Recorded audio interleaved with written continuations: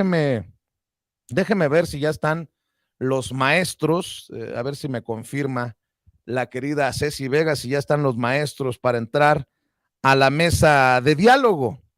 Hoy, desde esta trinchera, desde estos estudios en la Ciudad de México, saludo al maestro Francisco Paco Cruz, autor de García Luna, El Señor de la Muerte. Mi querido Paco, te saludo con mucho gusto, mientras también esperamos a Jaime Hernández, el querido Jaime Hernández.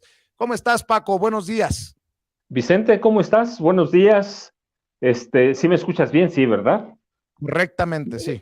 Mira, yo pensé que Vicente Fox era el bufón de la casa presidencial.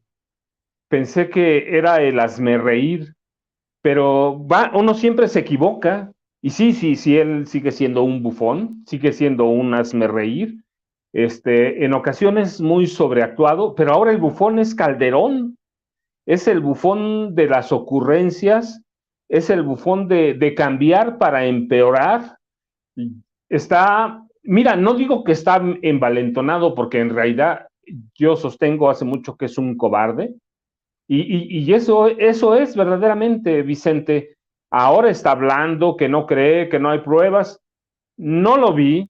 Tú estuviste en Nueva York, tú estuviste en la corte, y Felipe Calderón Hinojosa no se paró un segundo en Estados Unidos para defender a su secretario de Seguridad Pública.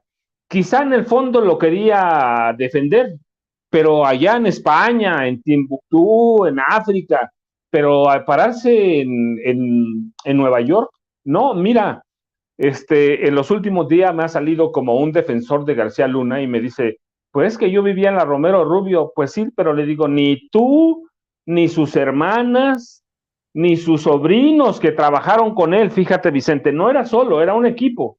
Las tres hermanas, ninguna se paró, y las tres son millonarias. Y así está Felipe Calderón. Lo quieren defender. Pues sí, ahora que ya el veredicto es de culpabilidad y que está a unas semanas de que le dicten sentencia, ahora quieren levantar la cara. Sí, pero cobardes fueron sus hermanas, cobardes fueron sus sobrinos. Tenía dos sobrinos metidos en la Secretaría de Seguridad Pública. Las tres hermanas, Esperanza era la jefa de la policía cibernética. Así que ella sabe cómo funcionan estas cosas, pero además es millonaria. Y ninguno, ni Calderón, que es otro millonario, se atrevió a dar un pie, a poner un pie en la sala de la corte. Ninguno llamó al abogado, a César de Castro, y le dijo, oye, yo quiero aparecer como parte de la defensa de Genaro García Luna. Así que es un cobarde, todo mundo lo abandonó. Y ciertamente, mira, Genaro García Luna se va a echar la culpa él solo. Esperemos que hable, ahora que yo sostengo que en cuanto pruebe la cárcel, en cuanto pruebe lo que está sintiendo el Chapo Guzmán, que pruebe las delicias de esas cárceles de Estados Unidos, que lo dejen salir una hora al día a tomar sol, a ver si no va a hablar. Va a hablar, pero los ha protegido, protegió a sus hermanas, protegió a sus sobrinos, protegió a todos sus cómplices, protegió a Calderón, protegió a Fox, y ninguno ha salido a dar la cara por él, o ninguno por lo menos en Nueva York. No, pues desde acá es bien bonito, ¿no? Ya lo dice el dicho, en la cárcel y en la cama se conocen a los verdaderos amigos o a los enemigos. En la cárcel, pues ahí está, y en la cama, cuando estás enfermo, bueno, pues nadie. La única que se sostuvo, a pesar de que es la sospechosa número uno de manejar ahora el cártel en lo que corresponde a Genaro García Luna, Linda Cristina Pereira Galvez, ahí se sostuvo. Pero este cobarde que fue presidente de la República, que conoce todo, no fue a decirle lo que dice ahora, pues no hay pruebas. No se atrevió a irle a dar la cara a los fiscales federales de Estados Unidos en Nueva York. ¿Qué podemos pensar? Entonces, yo recuerdo, cuando veo el caso de Genaro García Luna y los desfiguros que ahora hace Felipe Calderón, yo me acuerdo mucho de Vicente Fox, cuando te acuerdas que decía, Alay se va, vamos a resolver Chiapas en 15 minutos, cambiemos para seguir igual. Yo decía que era un bufón. Bueno, pues el bufón es Felipe Calderón, bufón y cobarde, porque hasta ahora, cuando ya es culpable su secretario, no importa lo que sea, es culpable. Si él piensa, si él está convencido que no hay pruebas, que se pare con los fiscales en Nueva York, que se pare en el juzgado y les diga, lo juzgaron mal, el señor es un inocente y como dicen algunos periodistas del viejo régimen, es un jurado ignorante, es un jurado que no tiene educación, déjenlo libre, no lo hace, no se paran por miedo y por cobardía allá en Nueva York, Vicente. No solamente Felipe Calderón es cobarde, el propio Genaro García Luna no fue capaz de subirse al estrado y defenderse. Subió a su esposa, porque el que tomó la decisión, se lo pregunté directamente a César de Castro allá en la corte, fue él. Él fue quien decide no defenderse. Si yo soy víctima de una injusticia, si yo soy un hombre libre de pecado, yo soy el primer interesado en subirme a gritar mi inocencia a los cuatro vientos. Pues de la misma manera, Felipe Calderón, si es un hombre de leyes, como dice, y no le cuadra lo ocurrido en Nueva York, ¿por qué estaba al otro lado del mundo? Con esos amigos, ¿para qué quiere enemigos? García Luna, ahí nomás te lo dejo como comentario, Paco.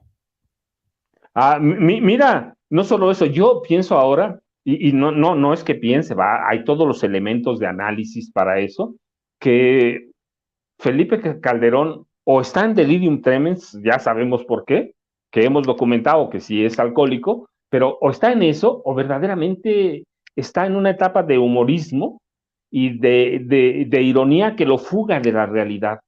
Está fuera de toda realidad que alimentan periodistas que recibieron cualquier cantidad de millones de pesos con él. Y los dueños de los periódicos, no hay que decir, está bien documentado, el presidente ha dicho, con Enrique Peña Nieto se oficializó la entrega de dinero a los periodistas, a los comunicadores, pero no, mira, Calderón les entregó por lo menos directamente más de 35,000 millones de pesos. Entonces, claro, lo están defendiendo, pero ya hicieron que se fugara de la realidad. Es un tipo jactancioso, traicionero porque traicionó a su servidor, a su cómplice, al hombre que lo hizo presidente. Yo sostengo, porque lo he documentado, que lo hizo Genaro presidente. Él lo metió al Congreso de la Unión cuando tomó posesión. Él lo metió, Genaro, iba al mando de un contingente élite de la Marina Armada de México, más de 2,300 elementos. Él lo hizo y ahora lo traiciona. Entonces es un tipo jactancioso y prepotente. Pues qué mal agradecido resultó Felipe Calderón. No, pero claro, mira, pero es que la verdad te digo, yo no entiendo, tiene ahora una personalidad atrabiliaria que debía tenerla cuando estaba el juicio. Cuando estaba el juicio debió haber ido a parar y decir, yo estoy convencido, trabajamos con la DEA, le dimos esto, trabajamos con el FBI, le dimos esto, trabajamos con todas las agencias de justicia de Estados Unidos, pero te digo, hoy lo viene a hacer. Entonces yo que pensaba, y todo mundo, porque lo vemos en Twitter, en las redes sociales, vemos a Vicente Fox Quesada haciendo barbaridad y media, pero bueno, esa es parte de su actuación, es parte de su show, es parte de su personalidad loca o locochona que tenía, pero ignorante, pendenciera. Ahora es Felipe Calderón. Yo creo que eso debía movernos a la indignación verdaderamente, al desencanto. No, de por sí, hay gente que no estaba desencantada. Esto debía darle un ejemplo, debía mover a la risa, el PAN defendiéndolo. No, hombre, está el mundo al revés, Vicente, con el caso de Felipe Calderón Hinojosa. Yo no le encuentro una explicación a menos que consultemos un psicólogo, porque o un psiquiatra, porque ya es un caso de psicopatía. No me lo explico. Hasta este momento, sacar la cara por su funcionario, y eso de sacar es un decir, pues sí, ya está, ya fue encontrado culpable, ya están esperando nada más la sentencia, y ahora sí puedes hablar. No, es algo, es como una novela negra, Vicente. Paco, ¿y qué me dices del PAN como partido, ¿no?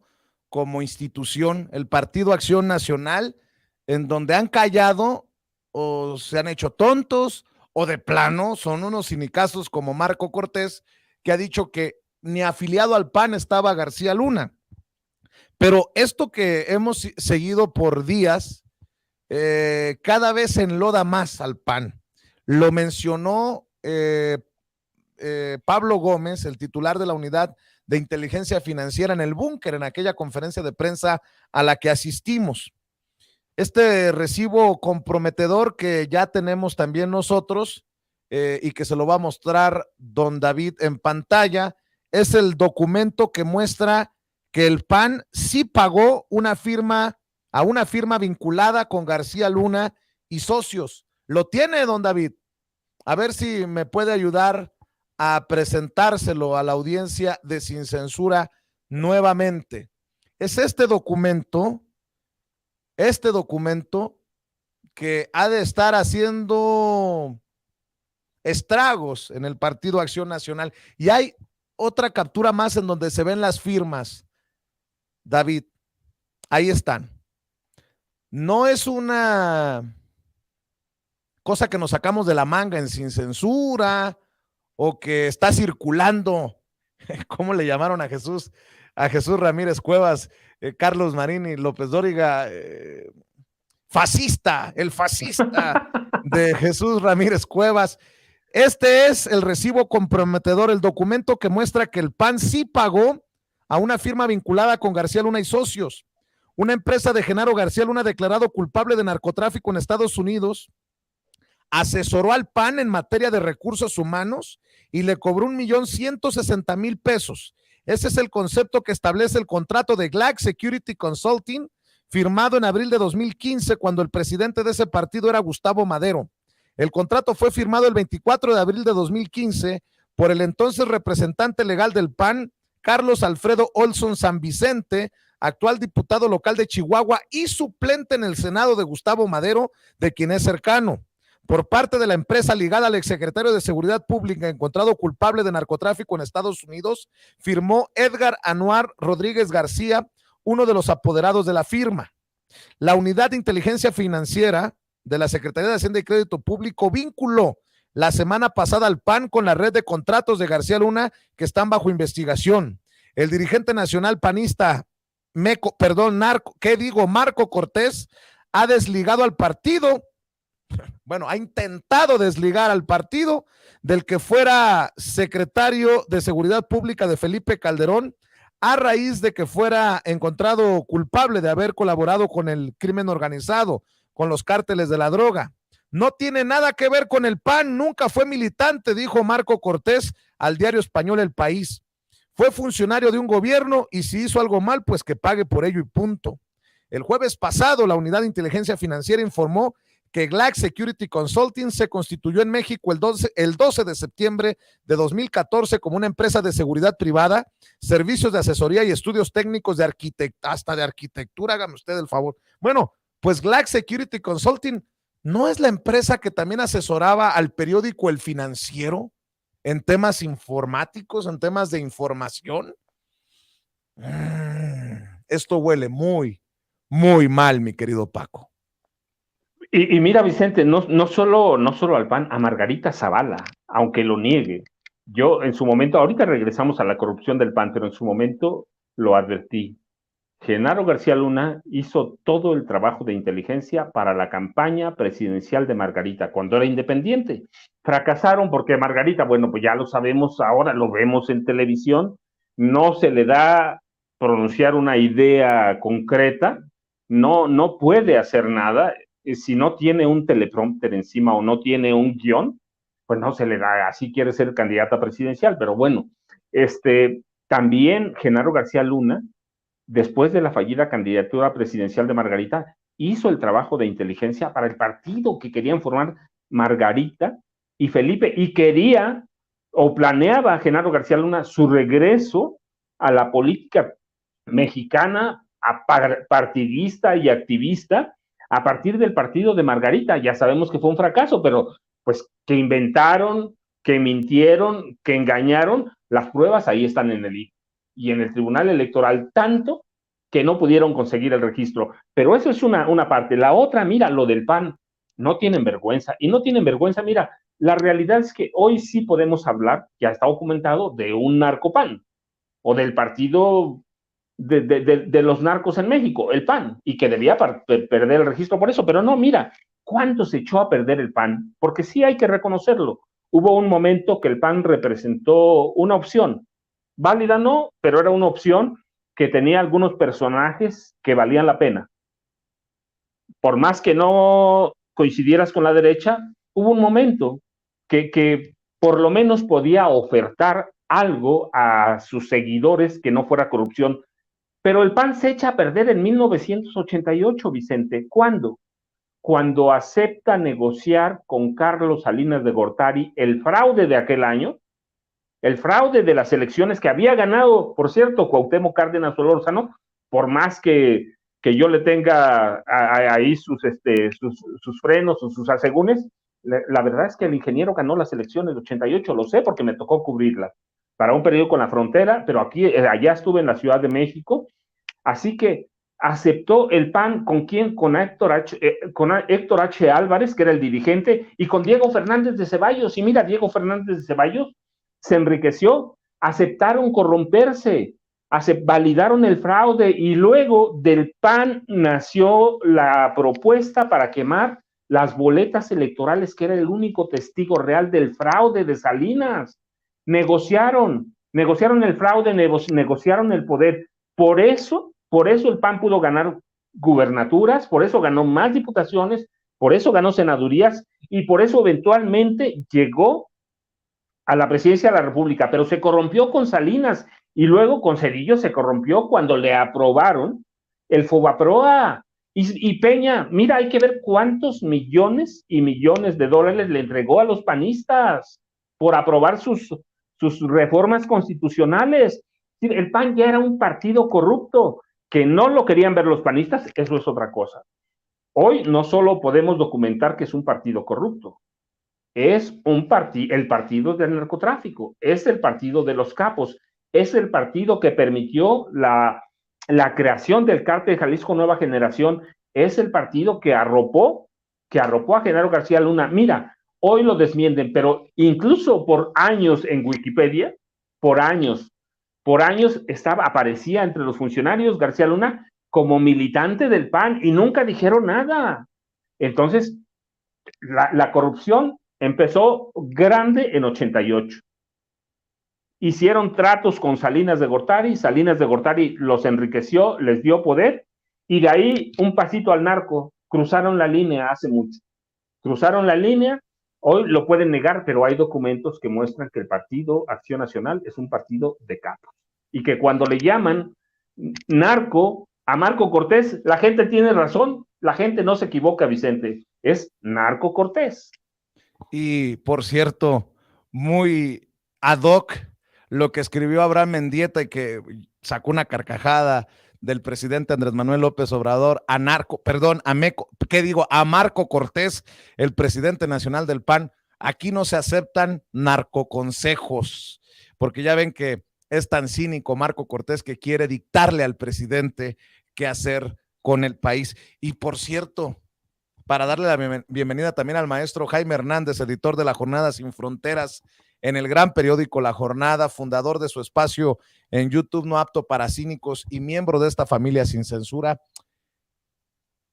¿Quiere confirmación de que Ricardo Monreal no está conectado con el pueblo?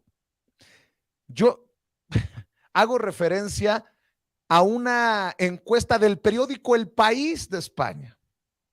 Más del 80% de los mexicanos sí quiere juicio a expresidentes como Felipe Calderón.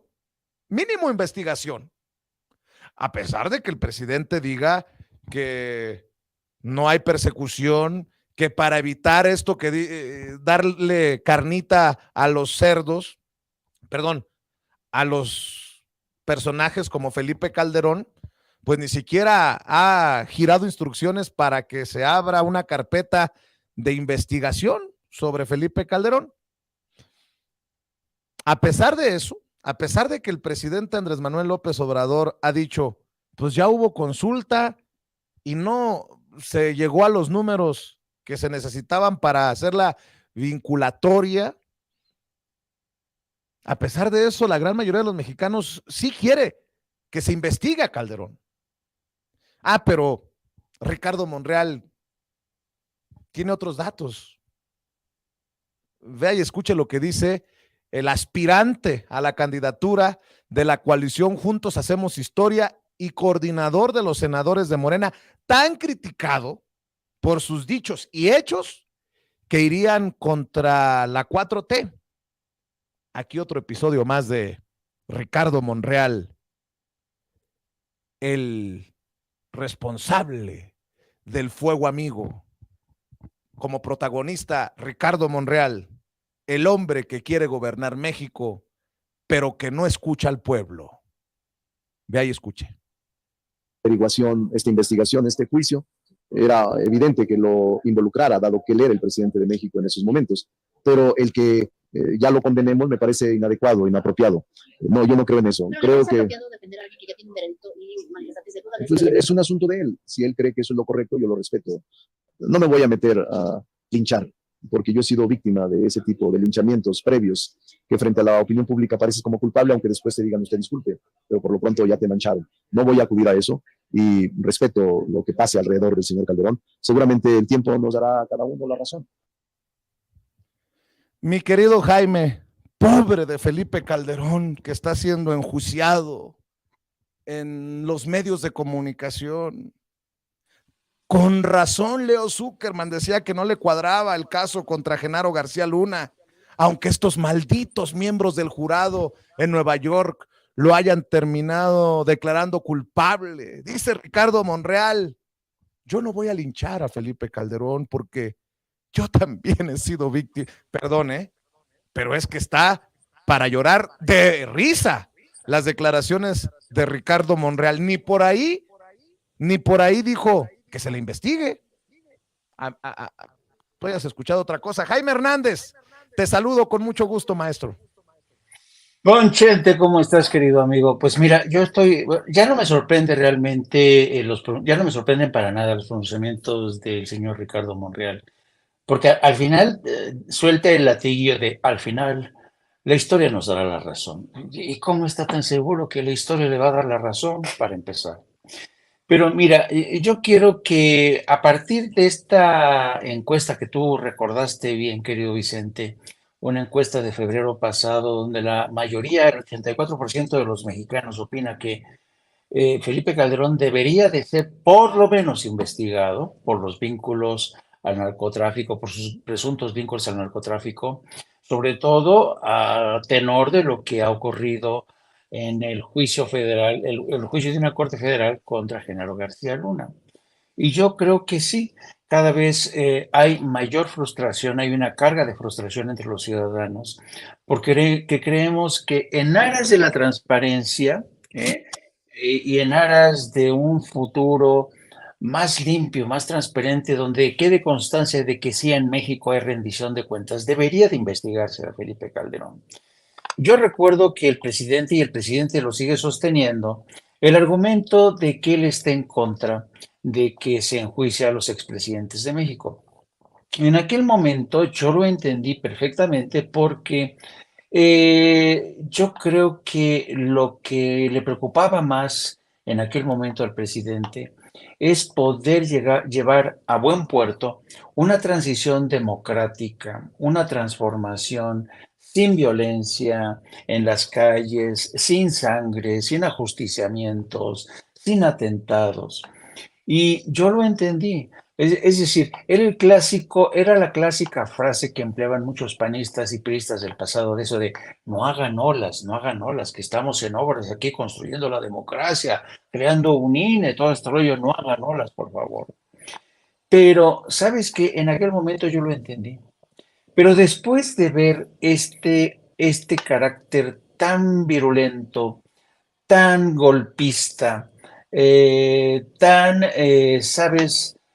Tan mendaz de la oposición, con Felipe Calderón a la cabeza, ¿no? Porque Felipe Calderón se ha puesto a la cabeza no solamente de su defensa, sino de la defensa de los intereses de una oligarquía y ha sumado a varias derechas en Estados Unidos y en España, junto con Vicente Fox. Entonces, imagínate, el presidente no quiso realmente llevarlos a juicio con la esperanza de que estos tipos dijeran, bueno, ok, no nos vas a juzgar, me están tendiendo un puente de plata para que me retire en silencio, pero eso no es lo que han hecho, Felipe Calderón.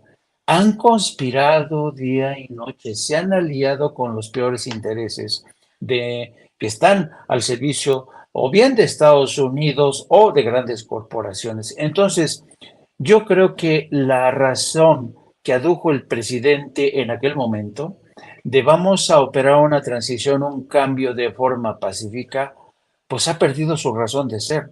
Porque todos los días nos estamos enfrentando a estos desafíos de Felipe Calderón, estas declaraciones que ya ni siquiera creen la justicia de Estados Unidos, cuando antes Calderón le entregaba todo, le hacía caso a Estados Unidos. Ahora no le cree ni siquiera la justicia de Estados Unidos, cree que está equivocada. Y Felipe Calderón no va a cesar en este intento de echar marcha atrás en todos los cambios que ha impulsado el presidente Andrés Manuel López Obrador. Entonces, yo creo que en vista del comportamiento tan antidemocrático, tan golpista y ahí sí tan fascista de estas organizaciones de derecha, el presidente tendría que reconsiderar su decisión de por lo menos, investigar, no investigar. Yo creo que el presidente debería autorizar una autorización. El propio Felipe Calderón, y no sé de dónde sacó él la información, dijo hace 4 meses en una conferencia en Madrid, dijo que sobre él hay 6 carpetas de investigación. Eso lo dijo Felipe Calderón. Yo no sé de dónde sacó la información. Yo no sé si de la fiscalía le soplaron que hay 6 carpetas de investigación. Si acaso hay seis carpetas de investigación, pues que se esclarezcan qué hay en esas 6 carpetas de investigación, que se le investigue a este señor que un día sí y otro también desde su cuenta de Twitter con sus aliados a través de su esposa, a través de su hijo, pues están lanzando un pulso contra el gobierno de México y contra millones de mexicanos que decidieron que ya había llegado la hora del cambio. Déjenme proponer otros temas para la mesa, porque ya habló y habló fuerte Marcelo Ebrard, el secretario de Relaciones Exteriores, reunido ayer con cónsules y embajadores en Washington, D.C. No vamos a permitir que atropellen a México, advierte el canciller Marcelo Ebrard a extremistas republicanos. Va con todo este plan de hacerle frente a los ataques. Ahora sí que ya no solo de republicanos, sino también de demócratas como Bob Menéndez, que desde Estados Unidos lanzan dardos envenenados hacia México. Mi querido Paco, ¿cómo ves esta reacción del gobierno, esta reacción que encabeza Marcelo Ebrard en tierras estadounidenses? Y bueno, escucho tus opiniones. Mira, Vicente, es bien curioso, pero es de las muy pocas veces que se puede hacer eso. ¿Sí? No hay en la historia reciente de México un presidente que haya podido hacer lo que va o lo que está empezando a hacer Marcelo Ebrard. ¿Por qué? Primero, porque el presidente Andrés Manuel López Obrador goza de una gran simpatía en Estados Unidos, porque sabe que hay condiciones. De pronto, sí, parece que nunca vamos a entender al presidente López Obrador, y entender en el sentido de que es un animal político, de que cuando pensamos una cosa ya dio la vuelta y va con otra. Sí creo, estoy convencido de que López Obrador sabe qué está haciendo.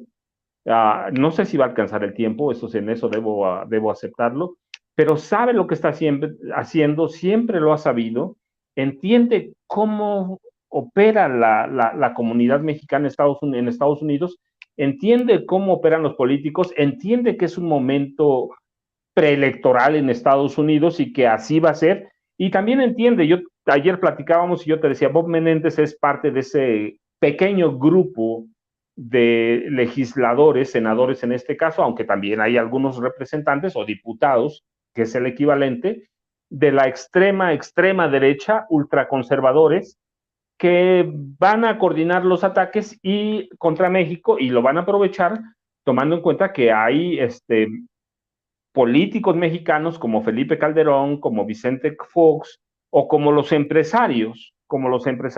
Claudio X, que en el que pueden abonar, así que lo van a coordinar y los van a sostener los ataques en la extrema derecha. Sí, hay que tomarlos en cuenta, pero tampoco es así, debe ser una gran preocupación. ¿Por qué? Porque hay que ver por qué lo hacen. Bueno, pues no solo eh, porque les quema el presidente López Obrador, sino por las políticas de López Obrador hacia Cuba, hacia Venezuela, hacia Nicaragua, hacia Perú. Entonces, debemos entender ese contexto político y debemos entender al presidente que sí sabe lo que está haciendo, entonces lo puede hacer. La reacción es normal, porque mira, yo de pronto ayer no le presté tanta atención, pero luego me hicieron ver de que por qué no hablamos más de un eventual golpe de Estado. Y me decían que había sido un poco tibio o que me había ido bordeando por la orillita para no tratarlo de un eventual tema de golpe de Estado, porque la derecha y la extrema derecha en México están abonando, pero no le respondí. Pero mira, lo puedo hacer porque aquí se abrió el tema sin censura. Les puedo decir, no hay condiciones para un golpe de Estado. No hay nada. Si el presidente está uh, lanzando una campaña como la que empieza Marcelo Ebrard, él puede leer lo que está haciendo la derecha en México, puede leer lo que está haciendo la derecha en Estados Unidos e intenta darle la vuelta con esas herramientas, con las herramientas políticas, con las herramientas de diálogo. Hay visita de legisladores, hay visita de funcionarios de Biden, entonces lo entienden y hay que dejar claro eso. El presidente entiende, tiene el pulso de todo el país, lo tenía. 30 millones de personas votamos por él. Entonces, entiende lo que está pasando y entiende a los congresistas de la extrema derecha de Estados Unidos. Son una minoría a la que ni siquiera en el Senado le hacen caso. Biden menos, ya se lo... Si cuando fue la reunión con la asesora de la Casa Blanca, lo habían dicho, desactivaron a esos legisladores, los van a desactivar, hay mecanismos de cooperación, hay que ver todo lo que pasa en el mundo con las políticas intervencionistas de Estados Unidos. Y en este momento, mira, yo no creo que sea siquiera este momento, es histórico. Tenemos un poco de animadversión contra Estados Unidos. Hay un poco no un poco, mucho de recelo, por más que vayamos a trabajar allá, por más que vayamos a estudiar, por más que tengamos familiares, hay un poco de recelo. El mexicano sigue conservando sus raíces. La prueba está en el alto volumen de remesas que se registran desde que llegó el presidente López Obrador. Entonces lo entiende, es comprensible esa política el ala, mira, ni siquiera conservadora, ultraconservadora del Partido Demócrata y ultraconservadora del Partido Republicano. Son unos poquitos, sí hay que prestarles atención, no hay que prestarles más. No van a abonar para acá. Bueno, de pronto van a tener impacto. ¿Por qué? Porque todos los periódicos de la prensa vieja, de la prensa corporativa tradicional, pues están sumados a esa causa, pero no es una causa ideológica, es una causa monetaria, es una causa de dinero. Entonces eso se va a desinflar.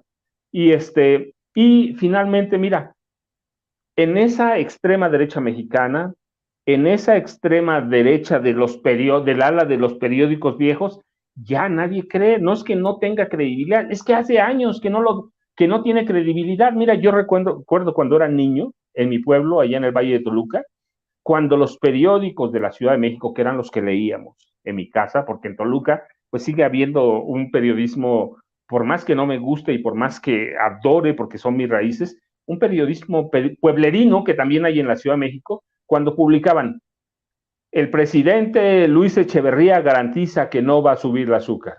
En mi familia compraban lo poquito que podían porque sabían que iba a comprar azúcar. Esa era la credibilidad de la prensa vieja mexicana. Pues es la misma de ahora, lo siguen porque no había otra cosa, pero las plataformas informativas a través de YouTube o a través de la información a través de las redes sociales ha cambiado ese panorama. Así que lo que está haciendo el presidente López Obrador creo que le va a ser suficiente, no para alcanzar consensos en Washington o en Estados Unidos, pero sí para alcanzar consensos con la población mexicana que lo sigue desde antes de ganar y con el electorado duro en México que se mantiene López Obradorista. Mi querido Jaime, a esto pues hay que agregar que se abre, ese es mi visión optimista y un análisis que a lo mejor no se ha hecho, que este plan del presidente para que cónsules y embajadores también se involucren en la defensa de la soberanía de nuestro país ante los ataques republicanos y de uno que otro demócrata, se abre la posibilidad para que se concrete aquello de las procuradurías desde los consulados para proteger a nuestros héroes y heroínas.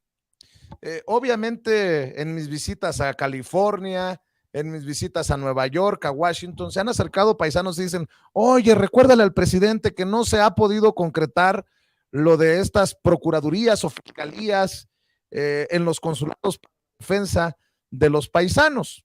Bueno, pues creo que esto que se inicia desde la mañanera, cuando responde el presidente, que sigue con la visita de Marcelo Ebrard a cónsules y embajadores en Washington, podría terminar concretando esto de la defensa frontal de nuestros paisanos en consulados y embajadas. ¿Qué piensas de este tono? ¿Qué piensas de esta respuesta que ya trae como bandera el canciller Marcelo Ebrard por obvias razones y hay por instrucciones del presidente Andrés Manuel López Obrador?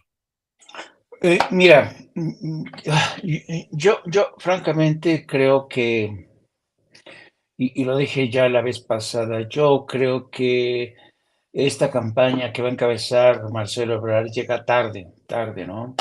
Y realmente creo que sería ideal que esta idea de las procuradurías avanzara, porque, y tú lo sabes bien, Vicente, lo sabe también Paco, para todos los que hemos cubierto el fenómeno migrante, muchas veces los paisanos, los migrantes, se han encontrado solos en la orfandad judicial, jurídica, son tratados como los esclavos de la era moderna.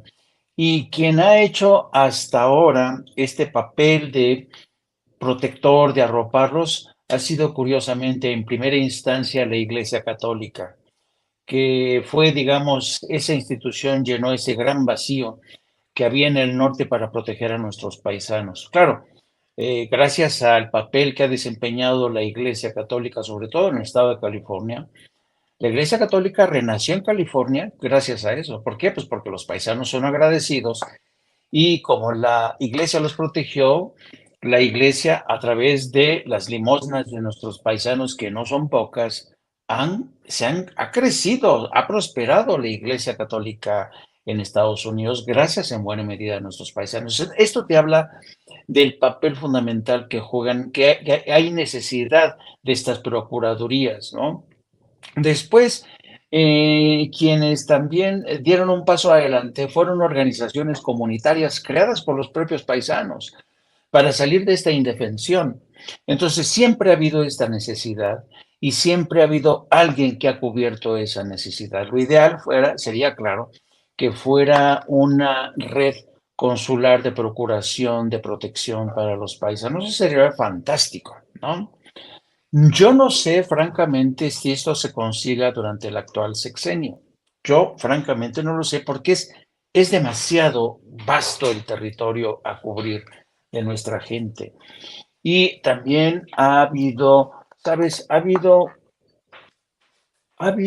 una cultura, porque en muchos sentidos, y aquí no quiero generalizar, pero mucha gente que forma parte de relaciones exteriores, que son cónsules, que trabajan para los consulados, para relaciones exteriores, siempre se han considerado a sí mismos como una parte de una aristocracia administrativa. Y es una burocracia administrativa que siempre ha visto de soslayo, de arriba a abajo a nuestros paisanos porque los consideran incultos, los consideran pueblerinos y en muchos sentidos hasta los desprecian. Yo llegué a tener conversaciones y enfrentamientos con funcionarios consulares o con funcionarios de consulados en Estados que en privado me decían, no, estos pinches nacos, estos guarachudos, no entienden nada y uno tiene que andarlos protegiendo de sus tonterías. Así ha habido. Entonces yo creo que tiene que haber yo no sé si una reeducación de este personal, insisto, no todos, existe gente que se deja la piel, ¿eh? Yo conocí cónsules que, mira, mis respetos, trabajaban, no te imaginas. Yo conocí a varios cónsules, por ejemplo, llegué a conocer un cónsul en Santana, California, que ante la ausencia de credenciales o documentos que identificaban a los paisanos, que a veces llegaban sin identificación alguna, se dedicó a crear un proyecto que se llamaba Rescatando Líneas de Vida, Líneas de Identidad. Fue una labor asombrosa porque a veces muchos paisanos que vivían en un cerro recóndito, hasta ese punto llegaba el cónsul a través de llamadas telefónicas. Oiga, ¿conoce usted a fulanito? ¿Sabe dónde, en qué iglesia se ¿Me, bautizó? ¿Me Dime, permites un ejemplo?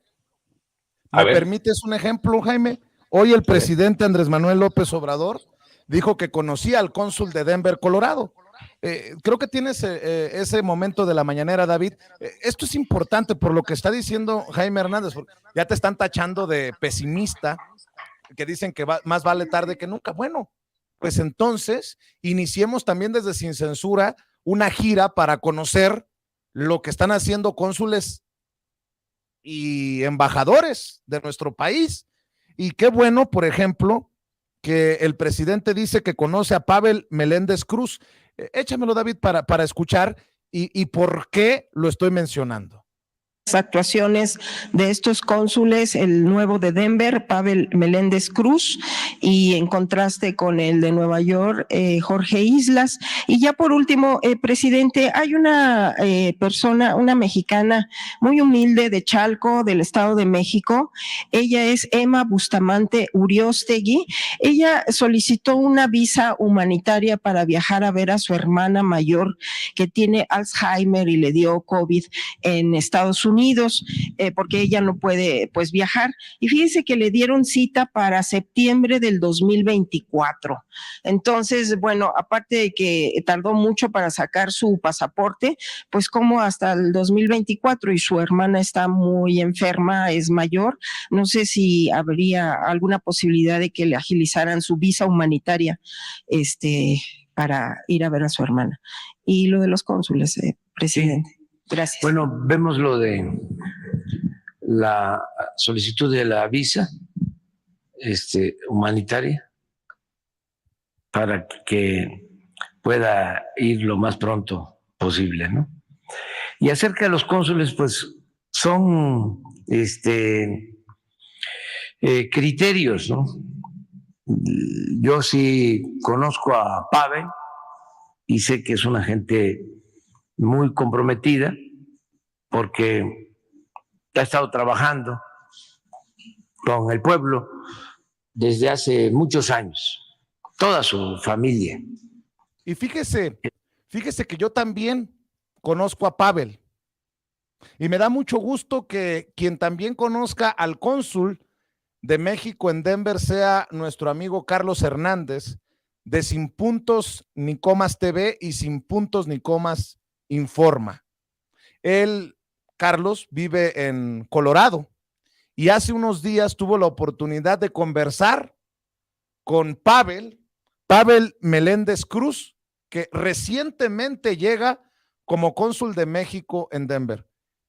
El presidente reconoce la labor de quien hoy es cónsul, representante de su gobierno por allá en Denver, y qué bueno que don Carlos Hernández, de Sin Puntos ni Comas TV y Sin Puntos ni Comas Informa, nos permita rescatar estas declaraciones de lo que está haciendo ya el cónsul por allá en Denver. Digo, ya que estamos hablando de todos estos temas y como ejemplo de alguien que reconoce al presidente, que contrario a las críticas que reciben otros personajes, está abajo con la gente de a pie. Vamos a ver y escuchar, y gracias a Carlos Hernández de Sin Puntos ni Coma TV y Sin Puntos ni Comas Informa por permitirnos rescatar este diálogo con el cónsul de México en Denver. Carlos Hernández, y me encuentro en este momento acá con el cónsul general de Denver, Pavel Meléndez Cruz. Cónsul, buenas tardes, ¿cómo está usted? Muy buenas tardes, muy bien, aquí estamos atendiendo a la gente desde Fort Collins, a toda la gente de Colorado, Wyoming y Montana. Un gustazo conocerle. Yo tenía entendido que había otro cónsul, pero me dice usted que es recién llegado acá a Colorado. Cuénteme. Sí, pues estoy agradecido con el señor presidente Andrés Manuel López Obrador por haberme nominado al Senado de la República como cónsul general. Y bueno, todos los senadores de todos los partidos ratificaron mi nombramiento. Eso es algo que también tengo que agradecerle a ellas y a ellos, a los senadores, compromiso que me fortalece para poder llegar bien a Denver y atender esta circunscripción, Carlos, que es muy grande. La circunscripción son 100 condados, todos los condados de Colorado, los condados del este de Wyoming y del este de Montana. Y pues estamos aquí para poder darle una atención prioritaria a nuestros connacionales. ¿Cuál fue la preocupación y el mandato del presidente y del canciller Marcelo Ebrard? Precisamente de la cercanía que debemos de tener, trabajar muy de cerca con la comunidad, y parte de este consulado móvil que hoy está aquí en Fort Collins es parte de nuestro compromiso y que asumimos con mucha responsabilidad. Me decía usted que es originario del estado de Oaxaca. Fíjese, yo soy de Puebla, soy poblano, así es que prácticamente somos cerquita de Tehuacán, Oaxaca. Yo estuve en Oaxaca en septiembre.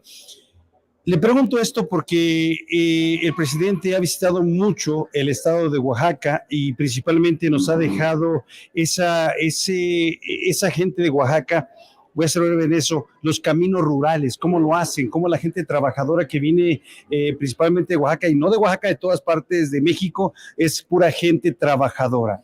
Así es, yo estoy muy orgulloso de pertenecer al movimiento que el señor presidente encabeza en nuestra patria. Quiero decirte que como congresista que fui en el estado de Oaxaca, acompañé a la inauguración de los caminos rurales de mi distrito. Por ejemplo, tenemos 4 que se están trabajando, que primeramente Dios y las manos del pueblo se van a entregar ya en este año y en el próximo año en el distrito de Tehuantepec, donde yo fui diputado. Y efectivamente es algo artesanal, porque le ayuda primero a la gente a tener trabajo, a tener un ingreso de manera legal, de manera honesta.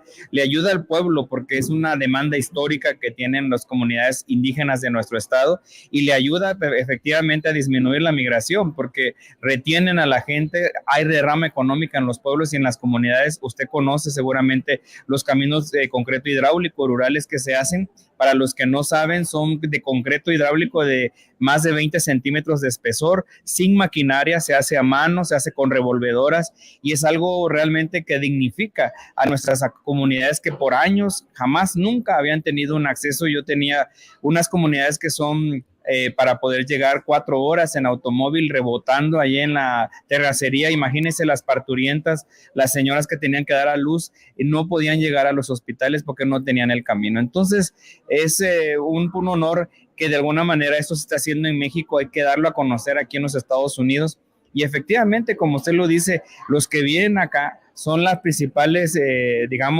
los principales migrantes que tienen la capacidad de poder trabajar. y es algo importante porque la gente más humilde es la que llega aquí a trabajar a Estados Unidos y por eso estamos acá. El mandato del presidente, del canciller, es que atendamos a todos sin distingos y lo primero que hicimos es aumentar las citas en Denver, que es algo recurrente, la demanda, la exigencia. Yo comparto también ese enojo que tiene la comunidad y espero estar a la altura para poder ayudarles a ellas y a ellos. Creo que qué diferencia, mi querido Jaime, escuchar a un cónsul así decir con toda la humildad, espero estar a la altura de lo que se merecen los paisanos a los que voy a atender. Y ojalá que así como el presidente reconoce al cónsul de Denver, cada vez se reconozca cuando se estén haciendo las cosas bien y cuando no se estén haciendo las cosas bien, sobre todo por el momento que, insiste el presidente, estamos atravesando con los ataques de republicanos y demócratas a nuestro país, que también ayuden los paisanos con las denuncias correspondientes, mi querido Jaime. Sí, fíjate que yo creo que la designación de Pavel como cónsul en Colorado, en Denver, Colorado, yo creo que fue, yo no sé cuáles fueron los criterios que utilizaron o que esgrimieron desde Presidencia de Relaciones Exteriores para designarlo como cónsul en Denver, Colorado, pero hay que decir que Denver es, y lo decía el propio Pavel, es uno de los más grandes y más importantes bastiones de la comunidad hispana y del Partido Demócrata. Esto es muy interesante. Por ejemplo, para que te des una idea de la importancia que tiene Denver, Colorado, o el estado de Colorado en sí, junto con Nuevo México, cuando estaba contendiendo Barack Obama contra John McCain, el Partido Demócrata y el propio Obama decidieron llevar la convención del Partido Demócrata a Denver, Colorado, porque sabían perfectamente que ese era un bastión muy importante de los demócratas, pero sobre todo de los electores hispanos. Es un bastión estratégico y a mí me da mucho gusto que un cónsul de esta catadura moral, ¿sabes?, de esta sensibilidad llegue a ese estado, porque ciertamente es una comunidad muy vigorosa, muy trabajadora, muy emprendedora, es una de las más activas realmente y es fascinante realmente ver cómo Relaciones Exteriores ha colocado a este tipo de personajes que son como alfiles, ¿no? Yo creo que a eso me refería yo, que ciertamente la comunidad, la red de consulados en Estados Unidos, desde mucho tiempo, se rigió por esta caprichosa lógica de, yo me acuerdo cuando estaba Vicente Fox en la presidencia, ¿sabes quién decidía la lista de los embajadores y los ¿cómo se llama? De los responsables de los cónsules? Martita Sagún. Marta Sagún agarraba y palomeaba, ¿no? Y entonces cuando tú ibas al consulado, por ejemplo, en Nueva York, te encontrabas a niños juniors, a niñas muy piquis, ¿no? Que no tenían ni la más puñetera idea de lo que era la comunidad migrante en Nueva York. No, eran puros hijos de, y todos palomeados por Martita Sagún. Hoy hay un nuevo cambio y qué bueno que haya, por ejemplo, este caso de Pavel en uno de los enclaves más importantes. Yo de verdad tengo fe y creo que no es que sea pesimista, ¿no? Pero sé cómo estaba esa estructura antes y sé que con gente con Pavel realmente que tiene sensibilidad, porque nuestros paisanos en Estados Unidos se han convertido en indispensables. Son la principal fuente de ingresos de este país, querido Vicente. Así es. Puros hijos de, ¿te encontrabas? Yo también en el sexenio pasado me encontré a muchos hijos de la chingada como cónsules o trabajadores. Perdón para los que trabajan en consulados y embajadas, pero no me van a dejar mentir, ¿o sí? Oigan, para cerrar, mi querido Paco, mi querido Jaime, agradeciéndole siempre, porque es importantísimo que la audiencia de Sin Censura escuche sus opiniones y comentarios. ¿Alguna impresión, comentario, opinión acerca de lo que está ocurriendo en el INE? Perdón que cambie totalmente de tema, pero es que creo que lo que ayer vimos en el INE es el reflejo de este sector de México que se rehúsa a la 4T, que se rehúsa a que primero los pobres, que se rehúsa a la austeridad, que se rehúsa a aceptar que no se debe ganar más que el presidente de la República, que se rehúsa a entender que debieron de haberse ido desde hace mucho tiempo por sus risas y por aquello de lo de Tatanka. Regresó Edmundo Jacobo, ahora sí que pueden decir, haya sido como haya sido, regresó, y regresó entre aplausos, entre ovaciones, con una cálida recepción por parte de Ciro Murayama y Lorenzo Córdoba. O estoy exagerando, pero para mí este es el reflejo de ese otro México que no tiene nada que ver con la gente de a pie, que no tiene nada que ver siquiera con la visión de un servidor público como el cónsul de Denver que acabamos de presentar. Espero, con toda humildad, dice el cónsul de Denver, espero estar a la altura mientras estos se marean subiditos en el ladrillo, y me refiero a Lorenzo Córdoba, a Ciro Murayama, a Edmundo Jacobo. ¿Algún comentario para cerrar, maestro Paco? Después escucho a Jaime. Sí, Vicente, mira, yo tengo varios comentarios, pero el primero, eso que pasó con Edmundo Jacobo Molina es un triunfo pírrico. Es una victoria que no le sirve para nada. No entienden que el país ya cambió. La forma de recibirlo, la forma de tenerlo allí, nos debe dar muestra de lo que son las mafias del PRI y del PAN.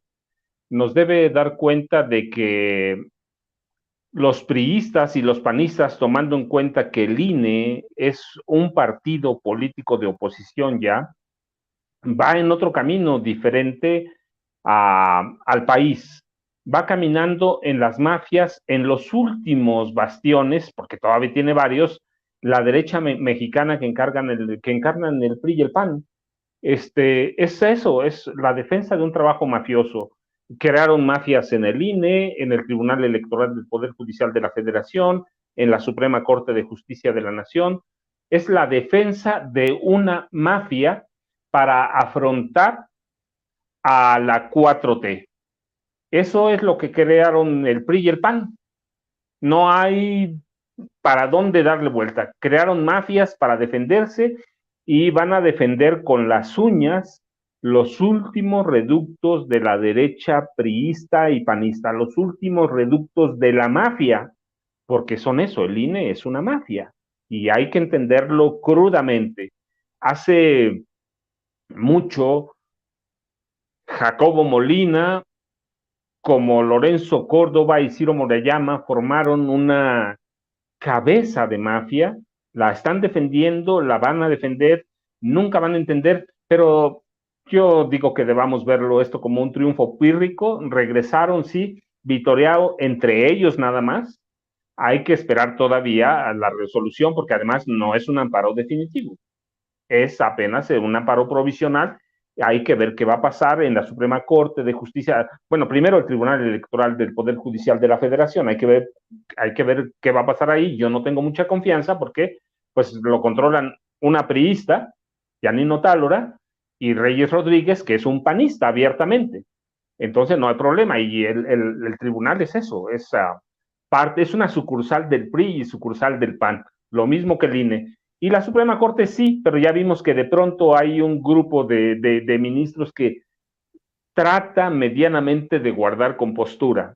Así que yo espero, te digo, que haya cambios, pero esto hay que verlo como un triunfo pírrico y aclarar que no es un amparo definitivo el que recibió, es un amparo provisional y así debe verse. Y en ese contexto yo, digo, y hay que hablar de Peña y de Calderón, pero en este momento de Calderón, porque es el que tenemos ahí a la mano con todo lo del juicio de García Luna, no hay que juzgarlos a Peña ni a Calderón por cobardes ni por la traición a su lengua uno o el otro, sino por todo el conjunto del proceso histórico de un México que está lastimado, y ahí entra el INE.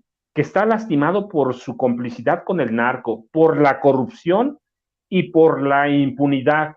Y mira, y para cerrar, yo reparafraseo, ayer estaba releyendo Rebelión en la Granja de George Orwell, y yo reparafraseo con estos tipos algo que me impacta mucho en Rebelión en la Granja, sí, y yo digo, lo reparafraseo, aclaro, veían en el priista cerdo a un panista cerdo, en el priista panista a un cerdo, y en el cerdo a un político prianista que nadie sabe qué es. Pero eran incapaces de distinguir quién era panista y quién priista. Los dos salieron igual de corruptos. ¿Y batallaron también para entender quién era el cerdo? ¿O todos eran? Perdón, ya hay que quede, maestro, hay que quede, maestro, entendido y anotado. Mi querido Jaime, por cierto, Reyes Rodríguez Mondragón, el presidente del Tribunal Electoral del Poder Judicial de la Federación, es tan calderonista, es tan panista, que hasta Carla Humphrey, la consejera del INE que busca la presidencia, que le pusieron un alto, porque sería, dicen ellos, una reelección. Por cierto, es esposa de Santiago Nieto, el ex titular de la Unidad de Inteligencia Financiera, le ha pedido a Reyes Rodríguez Mondragón que por su relación de amistad con Roberto Gil Suart, el que fuera mano derecha de Felipe Calderón y ex esposo de Carla Humphrey, no meta ni el dedo meñique en el asunto. Así están los jaloneos para que se dé una idea. Mi querido Jaime Hernández, ¿por qué no cerramos con tu comentario acerca de estos cerdos, perdón, de estos personajes del INE? Fíjate que yo creo que si hacemos un ejercicio rápido de memoria sobre las muchas batallas que ha librado México y sus ciudadanos en contra de estos gobernantes corruptos, sea del PRI o del PAN, hay momentos que han dejado huella, ¿no?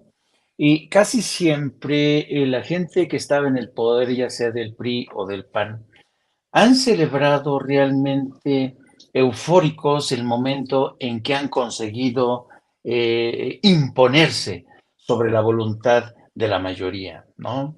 ¿Quién no se acuerda, por ejemplo, quién no se acuerda de la famosa Roque Señal, ¿no? De Humberto Roque Villanueva, cuando era el coordinador de la bancada priista durante la presidencia de Ernesto Zedillo.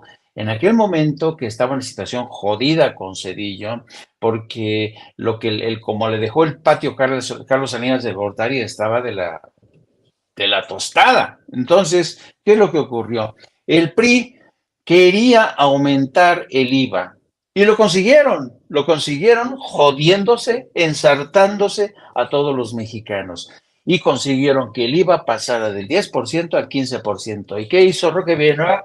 Hizo esta famosa señal. ¿Se acuerdan? ¿No? Bueno, ayer la señal, la Lorenzo señal, la Córdoba señal fue: aquí está mi ganador, mi triunfador, aquí está mi trofeo, el señor Edmundo Jacobo. Y aquí está el señor Edmundo Jacobo, no que no, nosotros les hemos ganado el pulso al presidente y a todos sus simpatizantes. Fue un festejo y esta señal de victoria, que siempre va a ser provisional, ha resultado de lo más insultante. Por más aplausos, por más sonrisas del señor Edmundo Jacobo, evidentemente esa victoria va a ser provisional. Winston Churchill muy sabiamente dijo que todo éxito siempre es provisional, sobre todo cuando este éxito se ceba contra las carnes o en las carnes del pueblo. Así es que yo creo que, como dice Paco, efectivamente esto es una batalla más, pero podrían venirse cosas más interesantes en este futuro, porque la lucha contra estos sátrapas no se da de un día a otro, no se vence a la primera, ¿no? Hay que tener paciencia, hay que tener la lógica y la paciencia de un campesino, como la ha tenido Andrés Manuel López Obrador, que sabía que el cambio iba a ser complicado, que el cambio iba a ser difícil y que dos de las parcelas donde se había enquistado el poder del PRI y el PAN era el aparato de justicia y el Instituto Nacional Electoral. Pues, Por lo pronto, dime. No, tú, adelante, por favor. No, nada más iba a decir que yo estoy de acuerdo con el maestro Paco Cruz en que es una victoria pírrica, comparándola con la victoria del pueblo del 2018, cuando surgió aquello de se las metimos doblada, camaradas. Ahí sí, ¿no? Pero bueno, perdón, yo sí soy muy malcriado y me disculpo con mi invitada, que ya presentaré aquí en Sin Censura en unos minutos, mi querido Jaime, porque no somos puras bestias, también hay bellas en esta Por trinchera fortuna. Sin Censura. Oye. Sí, por fortuna. Oye, Jaime, ¿por qué no cerramos invitando a la gente a tus trincheras y a tus esfuerzos independientes que, por cierto, inician en aproximadamente 1 hora y media? Así es, los invito a que nos acompañen en No Apto para Cínicos a partir de las 14 horas. Búsquenos en YouTube, No Apto para Cínicos, suscríbanse, denle la campanita. También les pido que nos sigan a través de nuestras redes sociales, a través de mi cuenta en Twitter, @Jaime Journo, y también a través de la sección de La Jornada Sin Fronteras de nuestro gran periódico La Jornada. Un placer. Don Paco, un abrazo. Querido Vicente, otro abrazo para ti. Gracias, mi querido maestro. Ya no sé si me contaminó Paco a mí o ya contaminé a Paco, pero bueno, salió lo que tenía que salir de nuestro pecho, que no es bodega. Mi querido Paco, cerremos, maestro, invitando a la gente a tus esfuerzos en redes sociales que son tan importantes para abrir conciencias. Vicente, pues yo en esos estudios que se ven negro, que se ve muy padre, yo ya dirá Jaime que no es apto para cínicos. Les dejo un abrazo, Jaime, grande.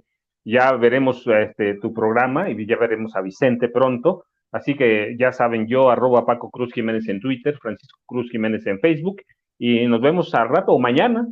Así que gracias a los dos. Gracias, Paco. Está más negro que mi conciencia este estudio, pero bueno, esa es harina de otro cosa. No te rías, maldito. Ve, Jaime, se está, mira, nada, ve. Bueno, cómo me divierto, pero aquí andamos. Maestro Paco Cruz, maestro Jaime. Gracias Hernández, a los dos. gracias, Jaime, un abrazo a los dos. Buenas tardes. Bye, bye. A ver, para hablar de